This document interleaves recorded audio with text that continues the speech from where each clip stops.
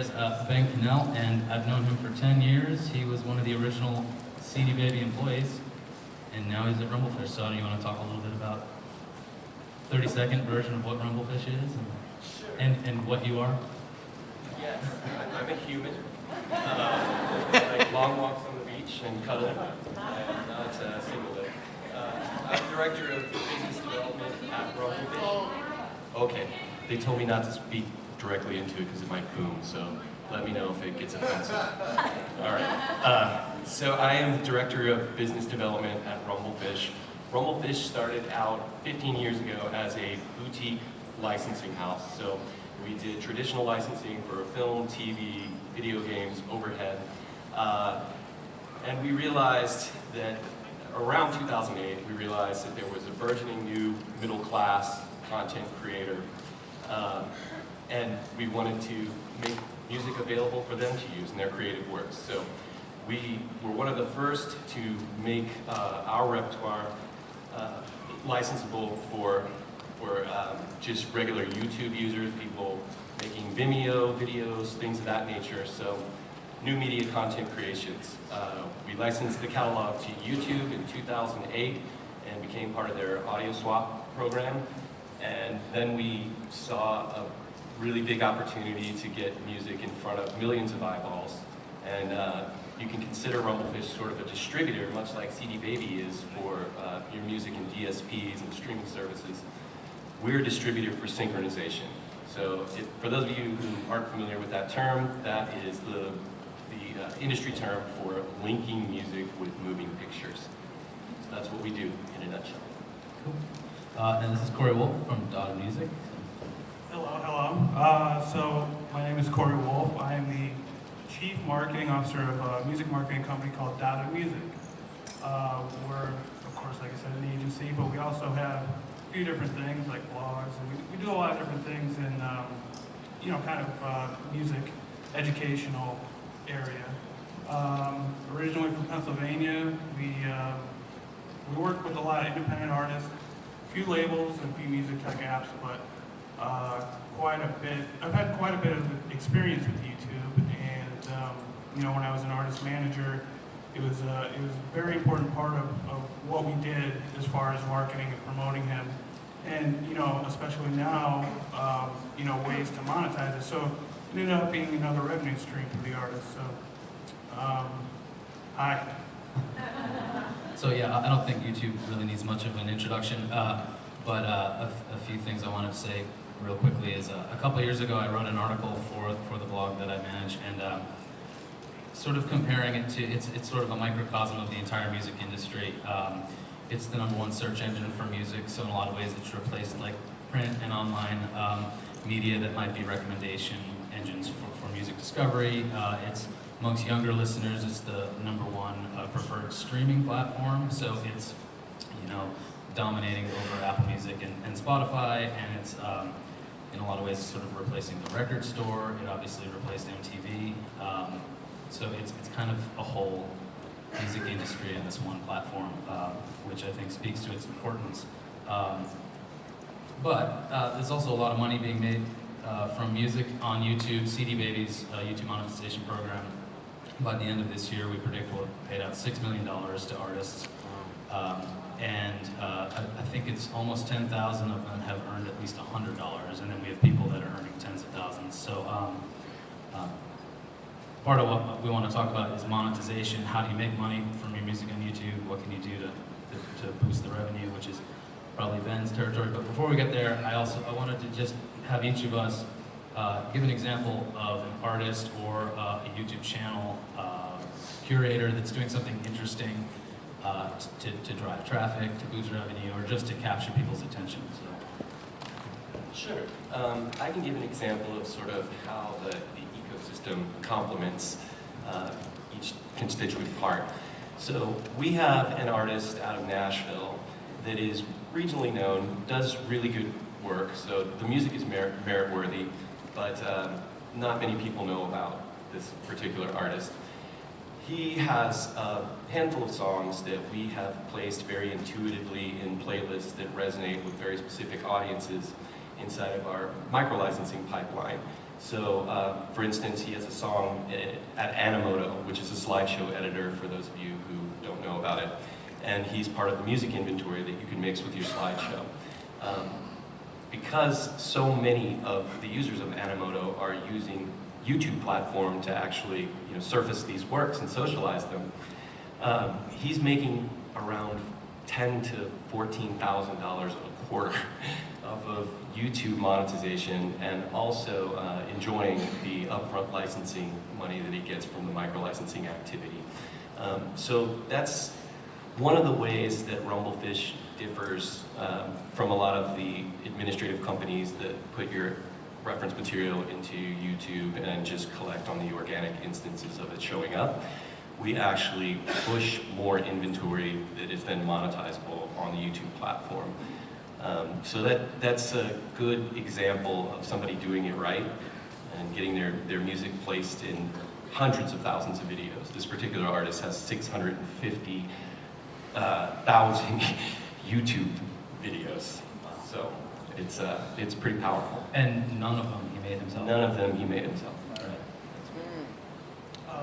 I think for me as a marketer, one of the big ones that I've always followed and that I've been a big fan of is an independent record label called Rhymesayers Entertainment, based right here in the Midwest or in Minneapolis. Besides being a fan, once I started getting into the music industry, I followed very closely what they did, and as I started to get into the industry side of things, how they did it. And I think as far as YouTube goes, they really do a great job of creating, of course there's the music videos and there's all the stuff music related, but of producing other content. So most recently they did a documentary about when they started, like the founding of Rhymesayers. So this particular documentary, kind of helps build the artist-fan relationship, but at the same time, it creates more content for their channel.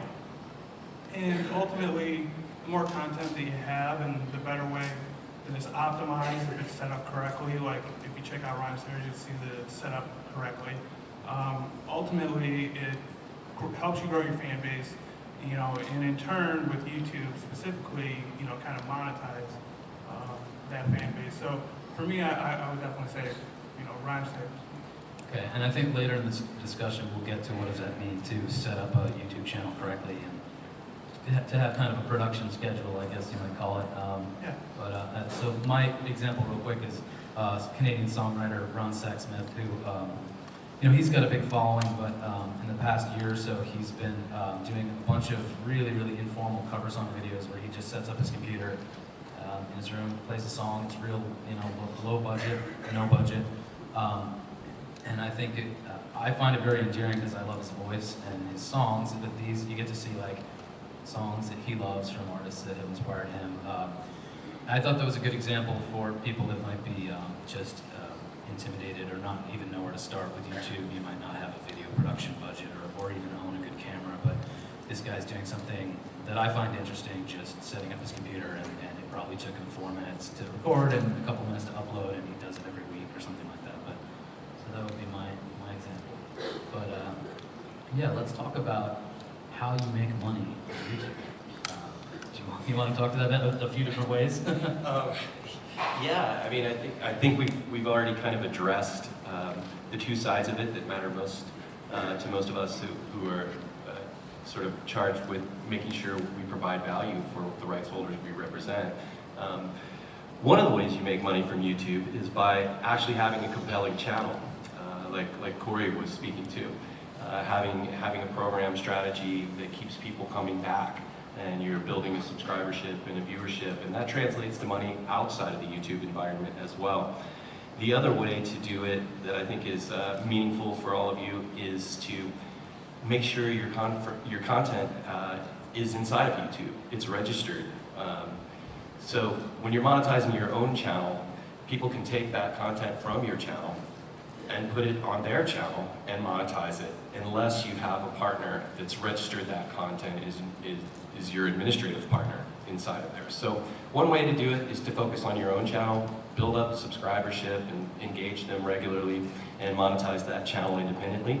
The other way to do it is to deploy your assets into YouTube and say anybody can use it, and then it's kind of like profiting off of piracy.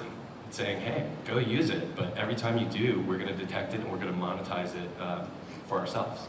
And it's probably worth pointing out, if anyone doesn't know, that CD Baby's YouTube monetization program is powered by Rumblefish. So if you're using CD Baby, if you're signed up with us and distributing through us, we're working with them to make that all happen for you. Your music will be fingerprinted in YouTube's world, and yeah. And thank you for that, Chris, and you're also welcome for that $6 million. Yeah. So Content ID, which is YouTube identifying your music out there in the YouTube world and throwing up an ad on that video, and then you get a share of that ad revenue. You said monetizing your own channel, and then there's also just appealing to your viewers, whether that's like you create a video where you're saying, hey, my new album's coming out in a week, check it out at CD Baby, hopefully, or iTunes, whatever. Or you could add cards, which is kind of the newer form of YouTube annotations to your videos, and they pop up at a certain point, and you can direct people to a store or to a crowdfunding platform or a number of other places. So that's another way to kind of monetize your music, essentially, not directly on YouTube, but using YouTube to send folks to other destinations. Chris, if I can, this came up earlier, we did a Q&A session. One of the things really important for all of you that are also selling downloads at various DSPs or streaming services, have consistent ISRCs across all platforms. Don't just willy-nilly pick an ISRC and have it differ from that which is registered with iTunes, for instance. Those little links that you see underneath YouTube videos that direct you conveniently to the iTunes store where you can purchase the song if you like it, those are highly dependent on ISRCs matching. So if you want proper connectivity across those platforms, you want to make sure that's consistent. So with CD Baby, if we're assigning the ISRC code, or even if you've already got it assigned and you provide it to us in your account when you're signing up the album, we're sending it to all of these places with that. So it should be uniform. I'm assuming we're sending it to you with those same. Yeah, you guys are great. Yeah. It's just other people that come off the streets, maybe they've got an ISRC from CD Baby a long time ago, they have a different one from the manufacturer, or they have 2 distributors, or whatever it may be. Yeah, so with the case where Rumblefish is either recommending certain songs to video creators, or let's say, it's just someone that wants to make a wedding video and they know an artist, so they use their music. That's called user-generated content, or UGC. So my question about UGC is, do you know if artists are actively doing anything to kind of get that out there as an option for their fans, or is most of that stuff happening kind of just organically because they're searching for it in that keyword or it's something like that? Yeah, both really. Most of them are relying on us to distribute the assets into the environments where they'll naturally get used. So if you guys can imagine, there's very, very different user profiles in different places. Someone that goes to GoPro and is making an extreme sports video maybe wants heavy rock, or something that speaks more to those images. Someone who's going to Shutterstock to make a presentation that they're going to share internally at their company might want a different kind of music. So part of what you can do to ensure that musicologists at places like Rumblefish can find their way to your music through an infinite sea of music is to tag it appropriately. Metadata is very, very important. Not just your administrative metadata, which is your ISRCs, your ISWCs, and all your unique identifiers, but also the descriptive metadata. So if you've written a song that you think is just perfect for Christmas or Valentine's Day or International Pirate Day or whatever it may be, give us some breadcrumbs to actually find that music and surface it appropriately in the environments where it will stick. Yeah, and CD Baby is working on a way to kind of make it easier for CD Baby artists to provide those sort of keywords that are central to specific songs. So hopefully we'll have that soon. But that also kind of applies to just if you've made your own music video, you want to make sure it's got rich keywords and people are able to find it in that world too. Like I had a video that I shot just at a beach one time, and it was snowing on the beach, so I took some footage. And then later I got home and I made a music video out of it, and I tagged it with the beach name, and which is a pretty big tourist destination in Maine. And now it's getting traffic from folks who are just like, oh, I wonder what Wells, Maine is like. So they look up that, and I'm sure there's videos that come up before it, but mine's in the list of results somewhere. So yeah, so just I think it's important to think of as many applicable keywords as possible when you're posting to YouTube directly and filling out the video descriptions. If there's a unique instrument that's featured in the song, or certainly like genre and place names. Any other? That's all really important stuff. Yeah. I think we covered. Okay.